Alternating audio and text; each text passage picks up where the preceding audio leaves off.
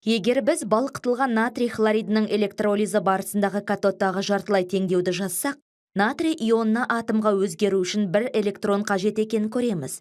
Осылайша, натрий иондарының бір мөлі 1 моль электрондарды тасымалдайтын токпен разрядталуы мүмкін. 1 моль электрондар 1 фарадейге тең заряд өткізетіндіктен, 1 моль натрий иондары 1 фарадей электр зарядының көмегімен разрядтала алады деп айта аламыз. Заряды плюс 2-ге тең кальций ионның 1 молін разрядтау үшін электрондардың 2 молі қажет. Яғни 1 моль кальций иондарын жай металға айналдыру үшін 2 фарадей заряд қажет деген сөз. Тағы бір мысал ретінде, заряды плюс 3-ге тең 1 моль алюминий иондарынан 1 моль алюминий атомдары түзілу үшін 3 фарадей заряд қажет болатынын келтірсек болады.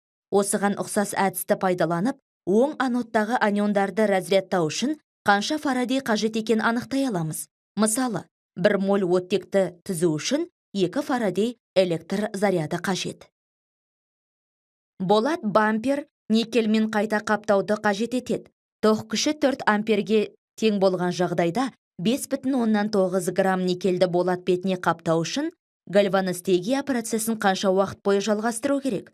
Электродтық реакция теңдеуінен электрондардың 2 молі берілген жағдайда тұнбаға 1 моль никель атомдары, яғни 59 грамм металдық никель түсетінін білеміз.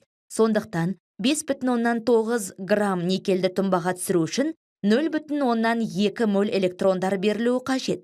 1 моль электрондар 1 фарадей заряд тасымалдайтындықтан 0,2 моль электрондар 0,2 фарадей заряд тасымалдайды.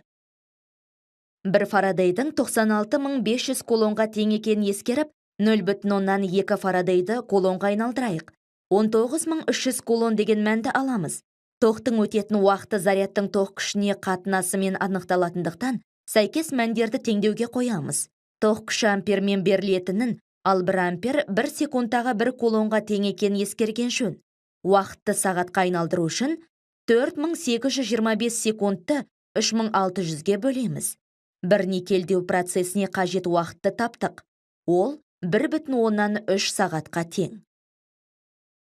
Электр тогы электрондардың ағынымен бірдей. Өткізгіш арқылы өтетін электр заряды өтіп жатқан электрондар санына пропорционал.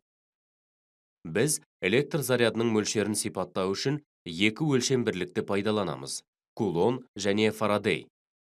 1 кулон 6,24 көбейту 10-18 дәрежесі электронның зарядына тең. Ал 1 фарадей болса, 1 моль электрондардың, яғни осы бөлшектердің 6,22 көбейтілген оның 23 дәрежесі электронның зарядына тең. Фарадей кулонға қарағанда үлкенірек шама, ол жуықтап 96,500 кулонға тең. Егер амперметр 1 ампер тоқ күшін көрсетіп тұрса, бұл әр секунд сайын 6,124 көбейтілген 10-18 дәрежесі электрондар өткізгіш арқылы 1 кулонға тең электр зарядын тасымалдайтынын білдіреді.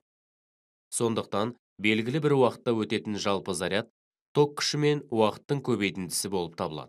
Сәйкесінше, ток жүріп өткен уақыт зарядтың ток күшіне қатынасына тең. Ток өткізгіш бойымен уақыт бірлігінде өтетін электр зарядының мөлшерімен анықталады. Секунд ішінде өтетін заряд мөлшері көп болған сайын, өткізгіш арқылы өтетін ток күші де артады. Ток күші бұл зарядтың уақытқа қатынасы. Ток күшінің бірлігі ампер. 1 ампер 1 секунд ішінде 1 кулон зарядтың ағынына тең. 5 ампер ток күші әр секунд сайын 5 кулон зарядтың өтетінін білдіреді. Өткізгіш бойымен өтетін заряд шамасы ток күшіне тура пропорционал екенін көре аламыз.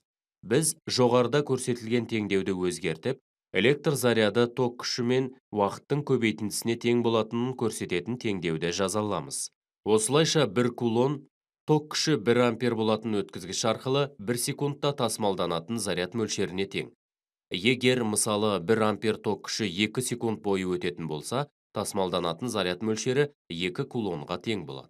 Егер ток күші 2 амперге тең ток 5 минут бойы өтетін болса, онда 600 кулонға тең зарядты тасымалдайтын болады. Уақыттың қашанда секундпен өрнектелетінін ескеру керек. Сондықтан біз минуттар санын 60-ға көбейтуіміз қажет. Күміс нитраты ертіндісінің электролизі кезінде 2 ампер ток ертінді арқылы 2500 секунд бойы өткізілген. Катодта түзілген күмістің массасы қандай?